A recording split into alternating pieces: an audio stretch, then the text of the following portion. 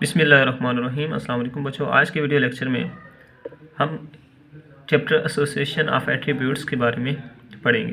ठीक है बेटा, सबसे पहले हम देखते हैं कि what does association of attributes mean. इसका मतलब क्या है बेटा? ये जो एसोसिएशन मतलब होता है ना, इसका मतलब होता है ताल्लुक़। ठीक है, किसी भी चीज़ का यहाँ पे ताल्लुक़ की बात हो रही है। ठीक है, किस चीज़ के ताल्लुक़ की बात हो रही है जी? एट्रीब्यूट्स। एट्रीब्यूट्स क्या होते हैं? हमारे पास खसूसियात होती हैं।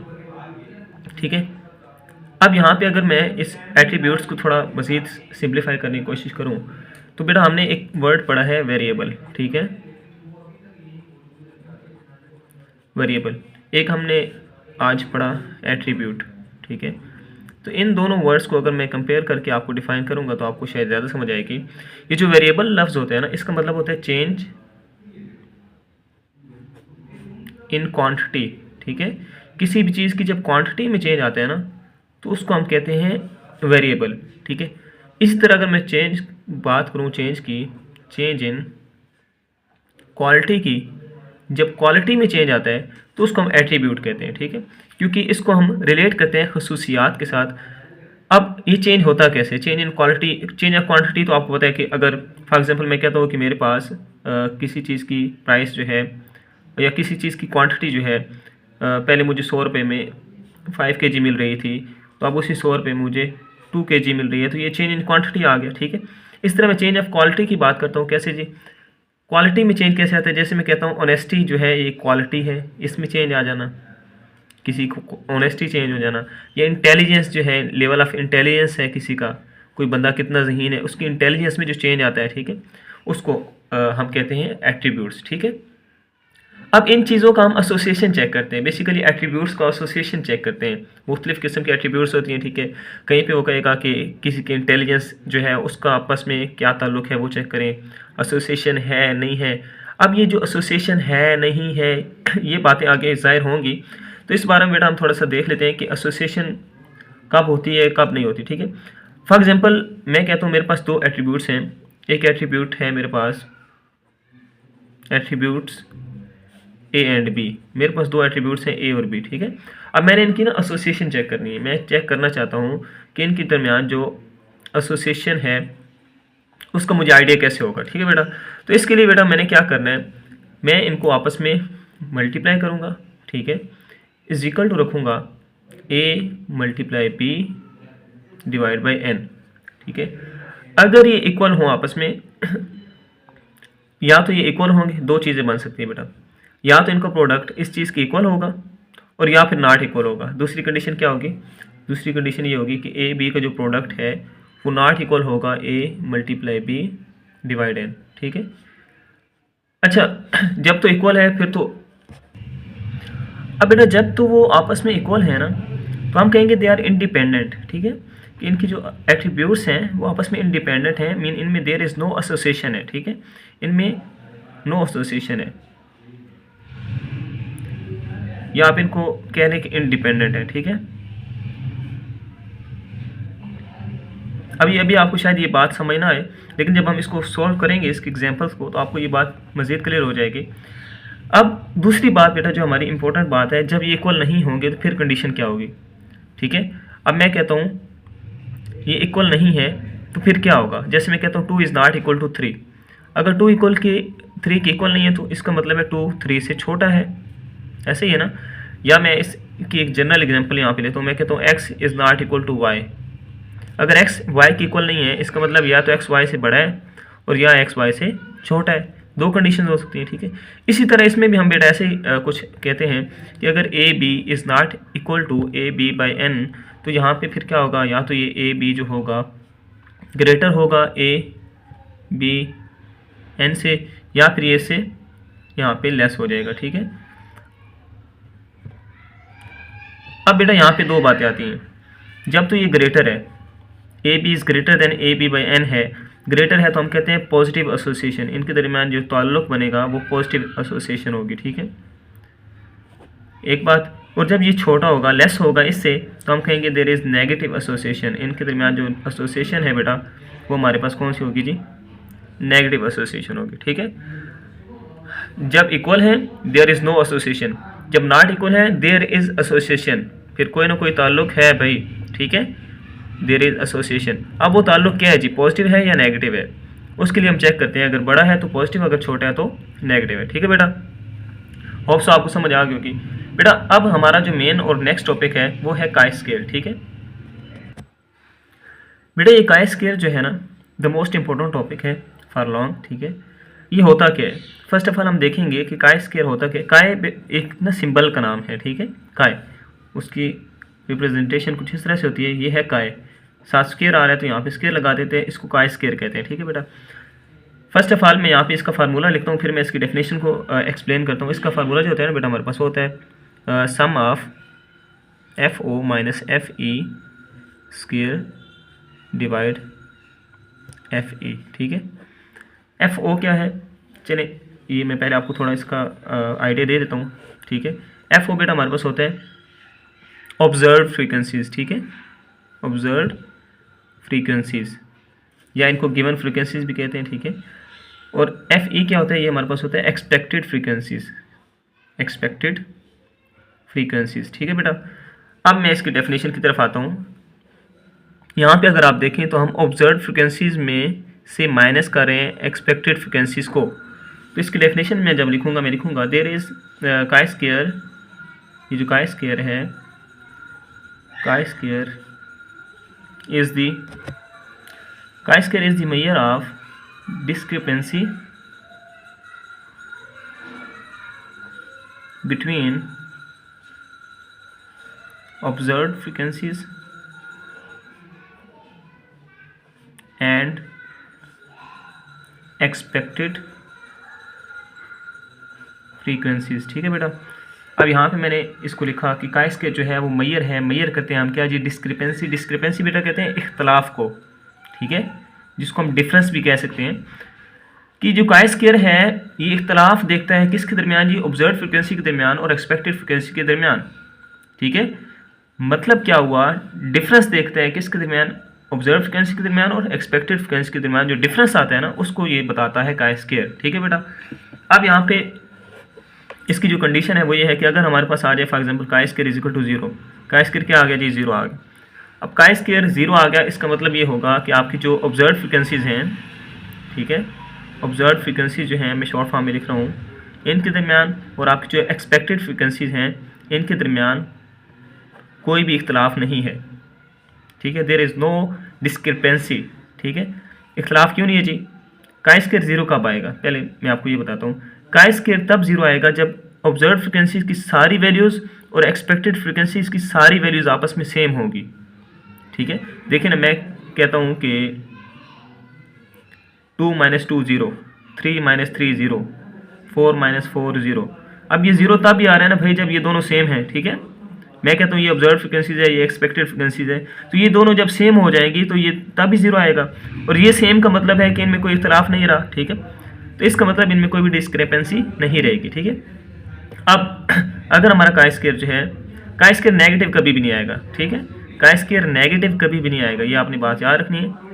ये हमेशा ग्रेटर देन या 0 होगा या ग्रेटर देन 0 होगा। ठीक है, अब ये अगर आ गया जी ग्रेटर देन 0, क्या आ गया, ग्रेटर देन 0 आ गया, फिर हम कहते हैं कि इनके दरमियान ना ऑब्जर्व फ्रिक्वेंसी के दरमियान और एक्सपेक्टेड फ्रिक्वेंसी के दरमियान कोई ना कोई इख्तलाफ है।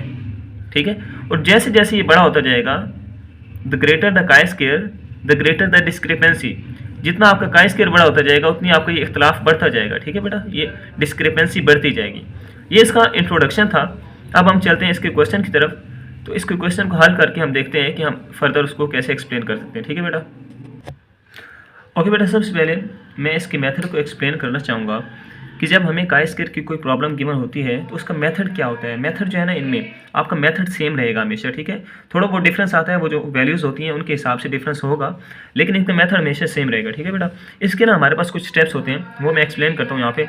हमारा जो बेटा स्टेप 1 होगा ना, उसमें हम लेट करेंगे नल हाइपोथेसिस। ठीक है, नल हाइपोथेसिस लेट करेंगे और साथ हम करते हैं जी अल्टरनेटिव हाइपोथेसिस। ठीक है, इनको मैं एक्सप्लेन करता हूँ कि हमारे पास होते क्या है। बेसिकली 2 चीज़ें यहाँ पे लेट करते हैं बेटा।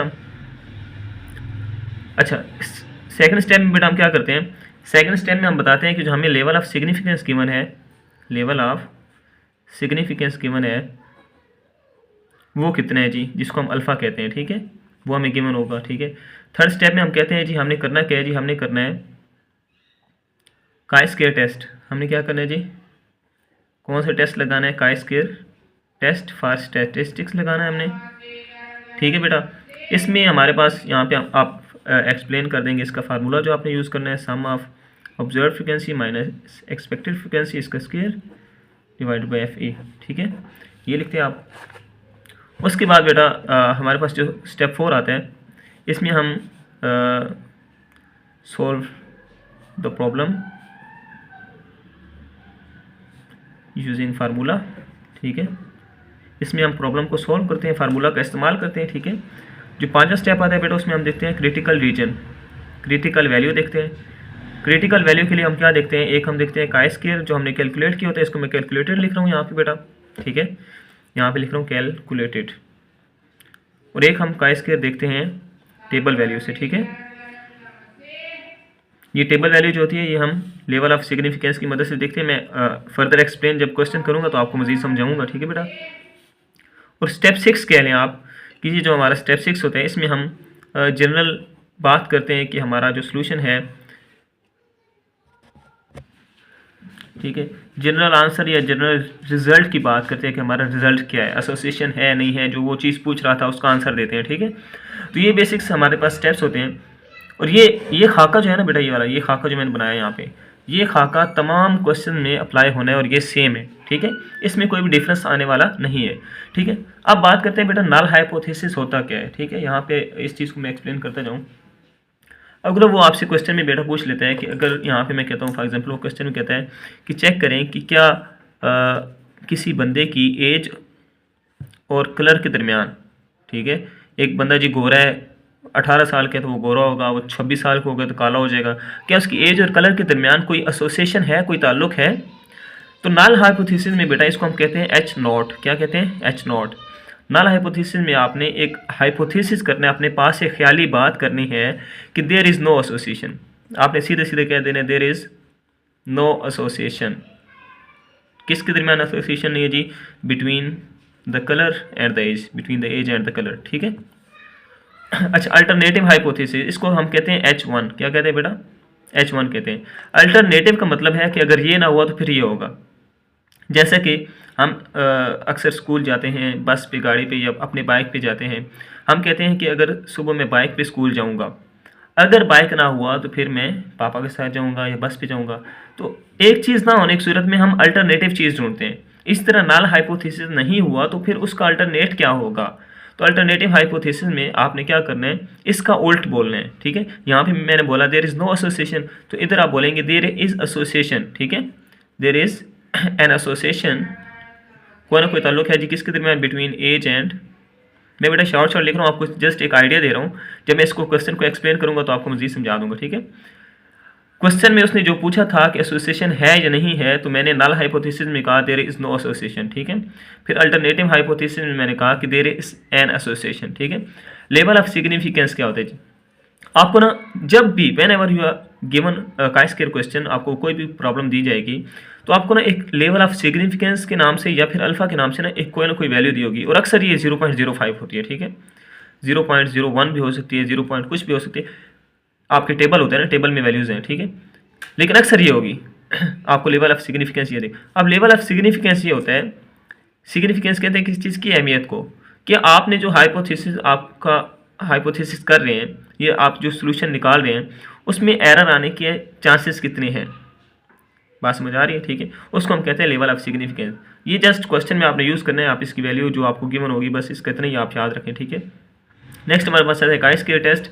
तो chi-square टेस्ट मतलब जो आपने टेस्ट लगाना है, ये फार्मूला है, ठीक है। उसके बाद बेटा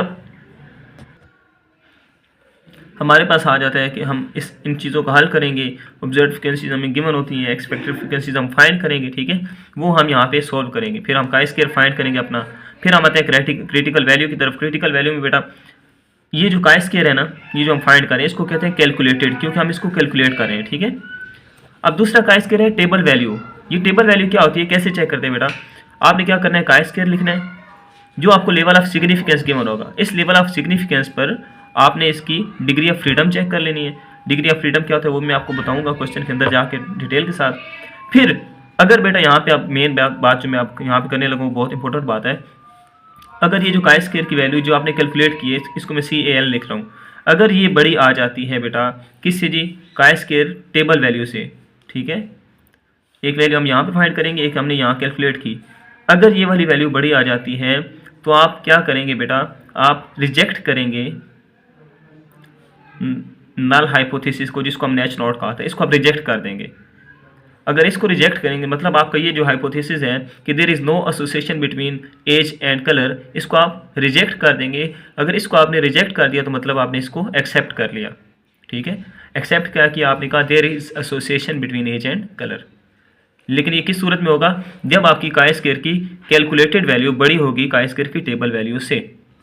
इन केस अगर आपकी काई स्क्वायर की कैलकुलेटेड वैल्यू जो है वो लेस आ जाती है काई स्क्वायर की टेबल वैल्यू से, तो फिर आप एक्सेप्ट करेंगे किसको जी बेटा, नल हाइपोथेसिस को, H नॉट को आप एक्सेप्ट कर लेंगे। आप कहेंगे कि आपका जो नल हाइपोथेसिस है हम वो एक्सेप्ट करेंगे। एक्सेप्ट करने का मतलब है कि there is no association between the age and the colour. बात समझ आ गई बेटा, ये आपने इंपॉर्टेंट बात है, ये अक्सर बच्चे यहाँ पे कंफ्यूज हो जाते हैं, तो आपने ये चीज़ माइंड में रखनी है, ठीक है। उसके बाद हम जनरल रिजल्ट पेश करते हैं। अब बेटा अक्सर बुक्स में, कुछ बुक्स में फार्मूला जो है, बच्चे शायद कंफ्यूज होंगे फार्मूला से। फार्मूला में यहाँ पे ऑब्जर्व फ्रिक्वेंसी की जगह OI लिखा हुआ है, ठीक है, माइनस एक्सपेक्टेड फ्रिक्वेंसी की जगह EI लिखा हुआ है। तो ये जस्ट सिंबल होते हैं शो करने के लिए, क्योंकि फ्रिक्वेंसी है तो F, ऑब्जर्व है तो O, और ये फ्रिक्वेंसी है तो F और एक्सपेक्टेड है तो E लिख दिया, ठीक है। तो ये आपने अपनी आसानी के लिख लेना, बाकी फार्मूला सेम होता है। अब चलते हैं बेटा हम प्रॉब्लम की तरफ। ओके बेटा, यहाँ पे मैंने एक बुक उठाई और उसमें मैं एक प्रॉब्लम देख रहा हूँ, calculate the chi square. Chi square calculate करना है फ्रॉम द फॉलोइंग डाटा, इस डाटा के साथ, and test the association between general ability and mathematical ability, use alpha is equal to 0.05। कहता है कि आपने बेसिक चीज़ जो है वो एसोसिएशन ताल्लुक चेक करना है जी किसका, एक बंदे के अंदर जनरल एबिलिटी कितनी होती है और मैथमेटिकल एबिलिटी, इनके दरमियान क्या कोई ताल्लुक है, और अल्फा जो है वो 0.05 होगा। जनरल एबिलिटी के लिए उसने ये बताया, मैथमेटिकल एबिलिटी के लिए उसने हमें ये डाटा गिवन दिया। तो हमने बेसिकली यहाँ पे काई स्क्वायर कैलकुलेट करना है और उनको बताना है कि एसोसिएशन है कि नहीं, ठीक है बेटा। तो मैं चलता हूँ बेटा इसके सोल्यूशन की तरफ।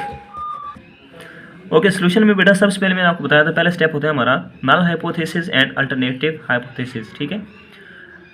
अब क्वेश्चन के मुताबिक उसने क्या कहा हमें कि चेक करें कि कोई एसोसिएशन है जनरल एबिलिटी के दरमियान या मैथमेटिकल एबिलिटी के दरमियान। तो हम नल हाइपोथेसिस में H नॉट जिसको हम कहते हैं, हम उसका उल्ट बोलेंगे, हम नेगेशन करेंगे, नेगेटिव बात करेंगे। नल मीन नेगेटिव, यहाँ पे हमने बात करनी है। नेगेटिव क्या है जी, there is no association, there is no association, ठीक है, एसोसिएशन नहीं है जी किसके दरमियान, between general ability, general ability को मैं GA लिख देता हूँ, एंड मैथमेटिकल एबिलिटी। आपने पूरा लिखना है बेटा, मैं यहाँ पे शॉर्ट फॉर्म में लिख रहा हूँ, ठीक है। General ability and mathematical ability के दरमियान हमारे पास कोई भी एसोसिएशन नहीं है, ये मैंने नल हाइपोथेसिस कर लिया, ठीक है। इसी तरह अल्टरनेट हाइपोथेसिस जिसको H1 कहूँगा, इसकी मैं बात करूँ तो इस नल हाइपोथेसिस का उल्ट मैं यहाँ पे बोलूँगा, ठीक है। यहाँ पे मैंने नो कहा तो यहाँ पे मैं कहूँगा, इधर नीचे कहूँगा देयर इज एसोसिएशन, ठीक है, between general ability and mathematical ability के, इनके दरमियान कोई ना कोई एसोसिएशन होगी, ठीक है। फिर मेरे पास आ जाता है बेटा स्टेप 2। स्टेप 2 में मैं बताता हूँ कि मुझे अल्फ़ा कितना गिवन है, लेवल ऑफ सिग्निफिकेंस कितना गिवन है। तो मैं लिख देता हूँ अल्फ़ा इज इक्वल टू, या आप लिखेंगे level of significance is equal to alpha is equal to 0.05, ठीक है। फिर थर्ड स्टेप में बेटा आप क्या बताते हैं, थर्ड स्टेप में आप बताते हैं कि हमने टेस्ट काई स्क्वायर करना है, जो कि हमारा काई स्क्वायर किसके इक्वल होता है, टेस्ट काई स्क्वायर करना है हमने। टेस्ट यहाँ पे हम लिखेंगे टेस्ट स्टैटिस्टिक्स, स्टैटिस्टिक्स फार्मूला कौन सा होगा जी, observe frequency minus expected frequency, इसका स्क्वायर डिवाइड एक्सपेक्टेड फ्रिक्वेंसी और इसका होल का सम, ठीक है। फिर अब फोर्थ स्टेप में हमने अब अपने डाटा को अपने लिए आसान बनाना है। वो कैसे बनाना है, मैं यहाँ पे बना के आपको दिखाता हूँ। मैं क्या करूँगा बेटा, यहाँ पे ये देखिए, अब गुड, फेयर और पुअर, इसको मैं इस तरह करने के बजाय अगर मैं इनको नाम दे दूँ, इसको मैं कह देता हूँ A1, A2 एंड A3, ठीक है। इसको मैं कह देता हूँ B1, B2 एंड B3, ठीक है। इनको नाम दे के मैं आप यहाँ पे एक टेबल बनाऊँगा, उस टेबल में मैं वैल्यू सेम होंगी ये वाली, ऊपर हेडिंग भी सेम होगी। जस्ट क्या हुआ कि मैंने इन चीज़ों को यहाँ पे नाम दे दिए ताकि मेरे लिए थोड़ा इसको एक्सप्लेन करना और इसको हल करना आसान हो जाए, ठीक है। और आप देखेंगे कि नाम देने की वजह से हमारे लिए सोल्यूशन आसान हो जाएगा, ठीक है बेटा। अब जो मैंने नाम दिए मैं यहाँ पे एक्सप्लेन कर देता हूँ कि मैंने गुड को A1 कहा, फेयर को A2 कहा और पुअर को A3 कहा इन मैथमेटिकल एबिलिटी। इसलिए जनरल एबिलिटी में गुड को B1 और फेयर को B2 एंड पुअर को B3 मैंने कहा, ठीक है बेटा। तो अब हम इसका टेबल बनाते हैं। ओके बेटा, मैंने अब क्या किया, मैंने मैथमेटिकल एबिलिटी में जो यहाँ पे गुड, फेयर और पुअर था उनको मैंने नाम दे दी A1 A2 A3। इस तरह जनरल एबिलिटी में मैंने B1 B2 B3 नाम दे दिए, ठीक है। इसके बाद जो हमारा फोर्थ रो होगी उसमें हम टोटल लिखेंगे, ठीक है। इस तरह यहाँ पे जो हमारा कॉलम होगा उसमें हम टोटल लिखेंगे, ठीक है बेटा। अब जो ये हमारे पास हैं ये ऑब्जर्व फ्रिक्वेंसीज हैं, ठीक है, FO हैं, ठीक है। इसी तरह जो हम फाइंड करेंगे वो एक्सपेक्टेड फ्रिक्वेंसीज होंगी, लेकिन उनको कैसे फाइंड करना है उसके लिए मैं ना यहाँ पे पहले ऑब्जर्व फ्रिक्वेंसीज में आपको बता देता हूँ। अगर आप यहाँ पे देखें ये A1 है और यहाँ पे B1, तो यहाँ पे आ जाएगा A1 B1, ठीक है। फिर यहाँ पे A1 है और यहाँ पे B2 है, तो ये आ जाएगा A1 B2, ठीक है। A1 B यहाँ पे 3 आएगा, A1 B3, ठीक है बेटा। सिमिलरली A2 B1, ठीक है। A2 B2 यहाँ पे A2 and B2। Similarly A2 and B3 A2 B3, ठीक है बेटा। फिर A3 आ गया, A3 B1 A3 B1 A3 B2 A3 B2 and A3 B3 A3 B3, ठीक है बेटा। ये मेरे पास फ्रिक्वेंसीज होगी, ठीक है। अब इन फ्रिक्वेंसीज को मैं इसी तरतीब से यहाँ पे अपने टेबल में लिख लेता हूँ जो मैंने टेबल बनाया है। देखिए ना हमें क्या चाहिए, हमें चाहिए जी, यहाँ पे मैं अगर रफ में लिखूँ थोड़ा सा, मुझे क्या चाहिए, मुझे चाहिए FO माइनस FE इसका स्क्वायर डिवाइडेड बाई FE, ठीक है, और इसका सम, ठीक है। मैं शुरुआत करता हूँ FO से, पहले मैं FO लिखूँगा यहाँ पे टेबल में, ठीक है। फिर मुझे FE चाहिए होगा, FE लिखूँगा यहाँ पे। फिर मुझे FO माइनस FE चाहिए होगा, ये चीज़ पूरी। फिर मैंने FO माइनस FE लिखा। फिर मुझे इसका स्क्वायर चाहिए होगा, ठीक है, तो मैंने यहाँ पे स्क्वायर लिख लिया। फिर मुझे इसके स्क्वायर को डिवाइड करना पड़ेगा FE के साथ, मैंने यहाँ पे डिवाइड कर दिया। और इसका फिर मैं जो सम लूँगा, जो इसका सम लूँगा वो मेरे पास क्या होगा जी, वो मेरे पास का स्क्वायर होगा, ठीक है। तो अब सबसे पहले हम लिखते हैं अपनी फ्रीक्वेंसीज़ को। ये जो मैंने बताया आपको ये मेरे पास ऑब्जर्व फ्रीक्वेंसीज़ हैं, ठीक है, ऑब्जर्व में आ जाएगा, जो चूँकि ये पहले से ऑब्जर्व हो चुकी हैं, हमें ऑब्जर्व फ्रीक्वेंसीज गिवन है, ठीक है। पहला हमारे पास A1 B1 88 है, मैं A1 वाली पहले लिखूंगा, फिर B2 वाली, फिर A3 वाली, सॉरी A2 वाली, फिर A3 वाली, ठीक है। पहले मैं ये तीनों लिख लेता हूँ यहाँ पे, 88, ठीक है, 530, 82, 44। ये भी मैंने अपनी ऑब्जर्व फ्रिक्वेंसी सारी लिख ली। और ये रफ में ना लेड पेंसिल के साथ मैंने लिखा, ये आप लोगों ने लिखना नहीं है, आप ये रफ में लिख सकते हैं, बाद में इसको रेस कर देना है। ये जस्ट जब मैं ये फ्रिक्वेंसीज फाइंड करूँगा तो इसमें थोड़ा हमें आसानी होगी, ठीक है बेटा। अब यहाँ पे टेबल की तरफ वापस आते हैं। ये जो बेटा टोटल थे मेरे पास यहाँ पे और यहाँ पे, इनका भी कोई नाम होता है। ये B1 है, B1 के बिल्कुल सामने जो होगा वो हमारा B1 होगा, B2 के बिल्कुल सामने जो होगा B2 एंड B3 के बिल्कुल सामने होगा B3। इस तरह A1 के बिल्कुल सामने A1, A2 के बिल्कुल सामने A2 और A3 के बिल्कुल सामने A3 होगा। और इनको A1 A2 और A3 को टोटल करें तो भी हमारा 2630 आएगा, और B1 B2 और B3 को टोटल करें तो भी 2630, ये हमारा n होता है, ठीक है। अब ये n कौन सा होता है, स्टार्ट में जब मैंने एक एसोसिएशन आपको बताई थी, मैंने लिखा था A मल्टीप्लाई B जो होता है इक्वल होता है A multiply B divide by n, तो ये वो बात होती है, ठीक है। अब मैं यहाँ पे A1 B1 लिखूँ तो यहाँ पे आ जाएगा A1 B1, यहाँ पे A1 B1 आ जाएगा, ठीक है। अच्छा चलिए अब आते हैं, ये आपको समझ आ गई होगी, ठीक है। ये जो टोटल है ये कैसे आया, यहाँ पे B1 कैसे आया, इसको और इसको प्लस करके आया, ये इन तीनों को प्लस करके ये आया, इन तीनों को प्लस करके ये आया, इस तरह इन तीनों को प्लस करके ये, इन तीनों को प्लस करके ये और इन तीनों को प्लस करके ये आया, ठीक है बेटा। अब आते हैं अपनी एक्सपेक्टेड फ्रिक्वेंसी की तरफ जो हमने फाइंड करनी है। इसको फाइंड करने के बेटा मेरे पास ना एक फार्मूला होगा, ठीक है। मैं वो फार्मूला भी यूज़ कर सकता हूँ और डायरेक्टली मैं आपको यहाँ से बता दूंगा कि आप कैसे फाइंड कर सकते हैं, ठीक है। आपके पास कैलकुलेटर होना चाहिए। अब फार्मूला क्या होगा यहाँ पे, अगर मैं आपको रफ में बता दूँ कि यहाँ पे पहली फ्रिक्वेंसी क्या है, A1 B1 है, मतलब यहाँ पे भी पहले A1 B1 होनी चाहिए। तो A1 B1 के लिए मैंने ऑलरेडी यहाँ पे फार्मूला लिख दिया कि A1 B1 is equal to A1 multiply B1 divide by n, और ये फार्मूला हमने स्टार्ट में पढ़ा था, ठीक है। अब यहाँ पे A1 की वैल्यू आपके पास है, क्या है जी, यहाँ से अगर आप देखें तो 700, यहाँ पे मैं लिखूँगा 700, इस तरफ मैं लिख रहा हूँ, यह आएगा 700 मल्टीप्लाई 7 क्या आ रहा है B1 कितना है मेरे पास 140 डिवाइडेड बाई n कितना है जी 2630। इनको मैं डिवाइड करूँगा, मेरे पास A1 B1 आ जाएगा, ठीक है। तो चेक करते हैं बेटा मेरे पास क्या आता है। अच्छा बेटा, मैंने जब 700 को 140 से मल्टीप्लाई किया और 2630 से डिवाइड किया तो मेरे पास कुछ इस तरह से आंसर आया। अब इसकी मैं सिम्प्लीफिकेशन फॉर्म देखता हूँ तो ये मेरे पास आ रहा है 37.26। तो मेरा FE क्या आ गया जी 37.26, ठीक है। इस तरह बार बार फार्मूला लिखने से बेहतर है बेटा सिर्फ इस चीज़ को देखते जाएँ, यहाँ पे जो मैंने रफ में लिखी और यहाँ से फाइंड करते जाएँ।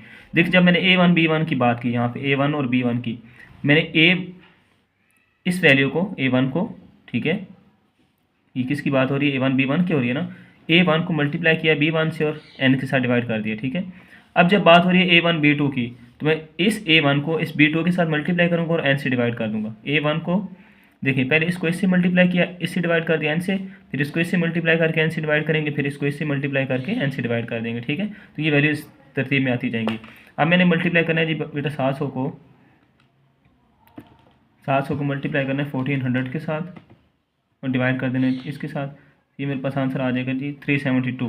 कितना आ गया बेटा 372.62। अच्छा बेटा यहाँ पे एक और मैं आपको बताऊँ ट्रिक, क्योंकि हमें पता है कि हमारे 700 जो वैल्यू है ना 700 A1 की वैल्यू वो फिक्स है, ठीक है, और 2630 भी जो है ये फिक्स है, ठीक है। जो फिक्स वैल्यू है ना, और एक वैल्यू जो बार बार चेंज हो रही है ये वाली, पहले हमारे पास यहाँ पे आया था 140, फिर 1400 आ रहा है, फिर नेक्स्ट में हमारे पास 1090 आएगा। तो आप क्या करें बेटा, मैं आपको यहाँ पे एक ट्रिक बताता हूँ।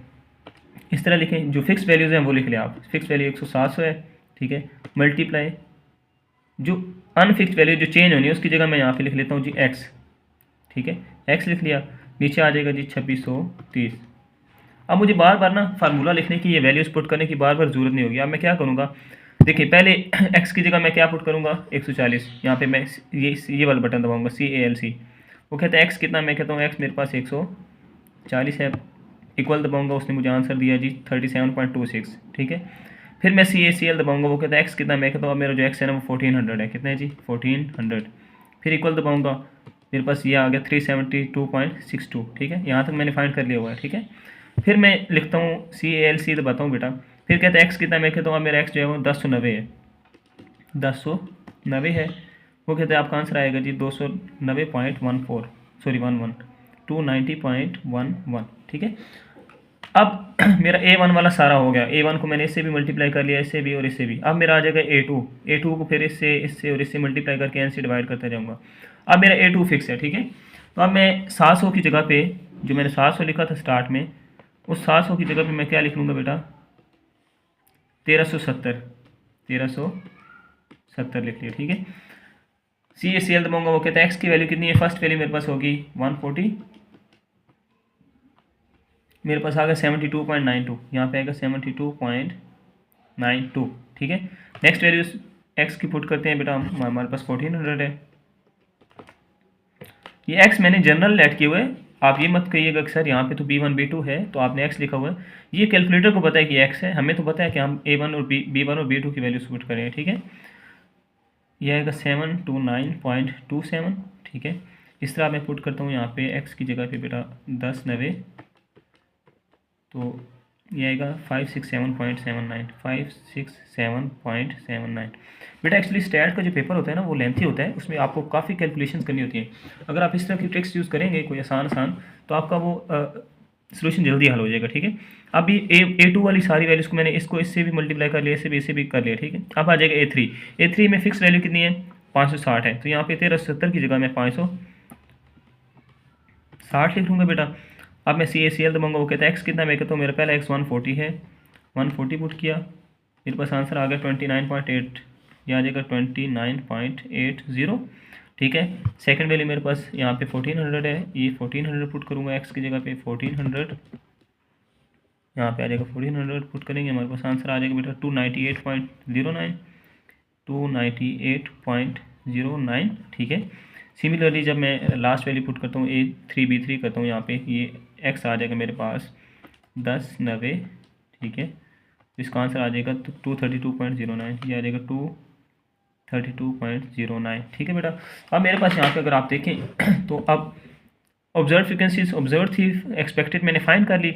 अब मुझे जस्ट इनमें डिफरेंस करना है। ठीक है, इनका डिफरेंस यहाँ पे मैं लिखता हूँ बेटा, उनका स्केयर लेता हूँ, फिर इनको एफ ई से डिवाइड कर लेंगे। ठीक है, और बेटा जब मैंने इनका डिफरेंस कैलकुलेट किया, f o minus f e किया, एफ ओ की हर वैल्यू में से एफ ई को माइनस करता गया, तो मेरे पास ये आंसर आ गया। ठीक है, अब इसमें नेगेटिव भी आ सकते हैं, क्योंकि देखना ये एफ ओ छोटा है, एफ ई बड़ा है, जब छोटे को बड़े में से माइनस करेंगे तो साइन बड़े वाले लगता है, तो ये माइनस भी आ जाएंगे कुछ। ठीक है, लेकिन हमें कंसर्न है इसके स्केयर के साथ, तो हम इसका यहाँ पे लेंगे स्केयर, इन सब वैल्यूज़ का मैं लूँगा स्केयर, तो यहाँ पे इसके स्केयर्स आ जाएंगे। ठीक है, ओके बेटा, मैंने ना इनके स्केयर्स भी कैलकुलेट कर लिए। ठीक है, और यहाँ पे मेंशन कर दिया। अब स्केयर्स के लिए मैंने क्या ट्रिक यूज़ की बेटा, मैंने इस f o minus f e को एक्स कह दिया, यहाँ पे मैं लिख दिया एक्स स्केयर। ठीक है, और जब मैं सी ए सी एल दबाता था, एक्स की जगह क्या आ रहा है जी, पहले 50.74 आ रहा है, 50.74 पुट करूँगा। ठीक है, मेरे पास आंसर आ गया जी, ये आंसर आ गया। ठीक है, इस तरह अब यहाँ पे नेगेटिव वैल्यू है, मैं सी ए सी एल दबाऊँगा यहाँ पे। ठीक है, सी ए सी एल दबाया, जो नेगेटिव वैल्यू है वो मैं पुट करूँगा। नेगेटिव वैल्यू कितनी मेरी, -208 -208.11। तो अब इसका आंसर मैं चेक करता हूँ, मेरे पास आ रहा है 43309.77। ठीक है, जिस तरह आप ये ट्रिक्स यूज़ कर सकते हैं। अब बेटा मेरे पास जो आंसर आ गया ना f o minus f e square के, इनको सबको मैं डिवाइड कर दूँगा एफ ई के साथ। पहले इसको डिवाइड करूँगा एफ ई के साथ, फिर इसको एफ ई के साथ, फिर इसको एफ ई के साथ, इन सबको एफ ई के साथ मैं डिवाइड करते जाऊँगा। मेरे पास जो एक्सपेक्टेड फ्रिक्वेंसी है और आंसर यहाँ पे मैं मेंशन करते जाऊँगा, और एंड पे जाके मैं उनका सम ले लूँगा। ठीक है बेटा, मैंने इनके स्केयर लेके उनको एफ ई से डिवाइड कर दिया, मेरे पास ये आंसर आते गए। ठीक है, यहाँ पे थोड़ी जगह रिप्लेसमेंट यहाँ पे मैंने कर दी इसकी जगह, बाकी इनके मैंने स्केयर लिए, उनको एफ ई से डिवाइड करता गया, तो मेरे पास ये आंसर आ गया। ठीक है, और एंड पे अब क्या होगा, इनका सम होगा। सम किसका होगा जी, इन तमाम वैल्यूज़ का जो कि हमने लिए, इनका सम करेंगे। तो ये जो होता है ये किसकी इक्वल होता है, ये काई स्केयर की इक्वल होता है। तो यहाँ पे जो इसका सम आएगा 497.71, ये मेरे पास काई स्केयर आ गया। ठीक है, और ये मेरे पास इसकी कैलकुलेटेड वैल्यू आ गई, जो मैंने कैलकुलेट करनी थी। ठीक है, अब बेटा इसकी दूसरी वैल्यू आती है जो हम टेबल वैल्यू चेक करते हैं। ठीक है, जो हम टेबल में चेक करते हैं, मैं यहाँ पे लिख लेता हूँ टेबल वैल्यू जो हम चेक करेंगे टेबल में से, वो कैसे चेक करनी है बेटा, उसमें मैं सबसे पहले हम फाइंड करते हैं डिग्री ऑफ फ्रीडम। ठीक है, degree of freedom, degree of freedom की डेफिनेशन क्या है, the degree which is free to measure, जिसको मेजर करना, जिसको हम फ्रीली मेजर कर सकते हैं। ठीक है, ये डिग्री ऑफ फ्रीडम होती है। बेसिकली जो हमारा जो कंसर्न है, इसका सिंबल इस तरह से होता है बेटा हमारे पास, और इसका जो इसको डी एफ भी आप लिख सकते हैं। इसको फाइंड करने का जो फार्मूला है वो है r - 1 × c - 1, ये इसका फार्मूला है। ठीक है, r क्या होता है, नंबर ऑफ रोज़ होता है बेटा आपके पास, और c क्या होता है, नंबर ऑफ कॉलम्स होता है, जो भी डाटा के अंदर गिवन होते हैं। ठीक है, जो गिवन डाटा के अंदर नंबर ऑफ रोज़ होंगे वो हम यहाँ पे लिखेंगे, -1 कर देंगे। जो नंबर ऑफ कॉलम्स होंगे वो यहाँ पे लिखेंगे, -1 कर देंगे। ठीक है, मैं अपने क्वेश्चन की तरफ आता हूँ। तो यहाँ पे आप देखें, आपको 1, 2 और 3 कॉलम गिवन है, और 1, 2 और 3 रोज़ गिवन है, जिसमें वैल्यूज़ होती हैं, ये आपने नहीं गिना। ठीक है बेटा, 1, 2, 3 रोज़ सॉरी कॉलम्स, और 1, 2, 3 ही रोज़ हैं आपके पास। ठीक है, तो नंबर ऑफ रो 3 है, -1 हो जाएगा, कॉलम भी 3 है, -1 हो जाएगा। ठीक है, ये 2 × 2, तो डिग्री ऑफ फ्रीडम मेरे पास आ गई 4, जिसको मैं डी एफ कहूँगा, और इसका सिंबल ये होता है मेरे पास। ठीक है, डिग्री ऑफ फ्रीडम 4 आ गई। अब डिग्री ऑफ फ्रीडम आपको पता होनी चाहिए, और इसके साथ आपको अल्फ़ा पता होना चाहिए, जो कि हमें क्वेश्चन के अंदर गिवन है। ये दो चीज़ें पता है तो आप का स्केयर आसानी से फाइंड कर सकते हैं, इसमें मुश्किल को नहीं है, ये आसान है। यहाँ पे आप लिख देंगे 0.05, इसलिए लिख रहा हूँ ताकि इसके दरमियान और इसके दरमियान थोड़ा हमें फ़र्क रहे। ये सिंपल होगा, और यहाँ पे हम साथ ये लिख देते हैं। ठीक है, अब टेबल में इसको वैसे चेक करते हैं। टेबल देखते हैं बेटा हम, ये बेटा हमारे पास काई स्केयर डिस्ट्रीब्यूशन का टेबल है। ठीक है, ये जो आपको दी हुई है, ये सारे ये वी लिखा हुआ है ना, वी, ये डिग्री ऑफ फ्रीडम है सारी। ठीक है, ये आपके पास अल्फा है, जो आपका लेवल ऑफ सिग्निफिकेंस होता है, जो भी गिवन होगा, आप ये गिवन, हमें ये गिवन है, अभी क्वेश्चन में कुछ भी गिवन हो सकता है। ठीक है, तो हमें जो गिवन है वो 0.05 है। डिग्री ऑफ फ्रीडम हम यहाँ से चेक करते हैं, हमारी है ये 4, इधर से 4 के सामने और इधर से इसके सामने जो वैल्यू आ रही है वो आपका काई स्केयर होगा। यहाँ पे आ रहा है 9.488, तो ये हमारा काई स्केयर होगा टेबल पर। ठीक है, तो यहाँ पर बेटा आ जाएगा 9.488। अब हमने दोनों का स्केयर फाइंड कर लिए, कैलकुलेटेड भी हो गया और टेबल वैल्यू भी हो गई। ठीक है, अब हम देखेंगे हमारा कौन सा का स्केयर बड़ा है। अब देखने में नज़र आ रहा है कि वैल्यू बहुत बड़ी है। ठीक है, तो का स्केयर जो हमारा कैलकुलेटेड है, अब यहाँ पे मैं ये हमारी थी क्रिटिकल वैल्यू। ठीक है, ये पार्ट 5 था हमारा, जिसमें हम क्रिटिकल वैल्यू चेक करते हैं। अगर का स्केयर जो है हमारा ये वाला, ये बड़ा आता है इस टेबल वैल्यू से। ठीक है, तो मैंने आपको बताया था कि हम एक्सेप्ट करेंगे अल्टरनेटिव हाइपोथेसिस को रिजेक्ट करेंगे एच नॉट को। यहाँ पर हम लिखेंगे 6 में हमने अपना रिजल्ट बताना है। So null hypothesis is rejected. So null hypothesis जो होगा जिसको हम एच नॉट कहते हैं, एच नॉट इज़ रिजेक्टेड, ठीक है, रिजेक्ट हो गया। इसका मतलब है H1 इज़ एक्सेप्टेड, ठीक है, वो एक्सेप्ट हो जाएगा। H1 एक्सेप्ट हो गया, इसका मतलब क्या हुआ कि there is association between mathematical ability and general ability. आप लिख देंगे so there is association between general ability and mathematical ability. क्यों हमने ये कहा कि एसोसिएशन है? क्योंकि हमारा H1 एक्सेप्ट हो गया है और H1 में हमने यही बात की थी, ठीक है बेटा।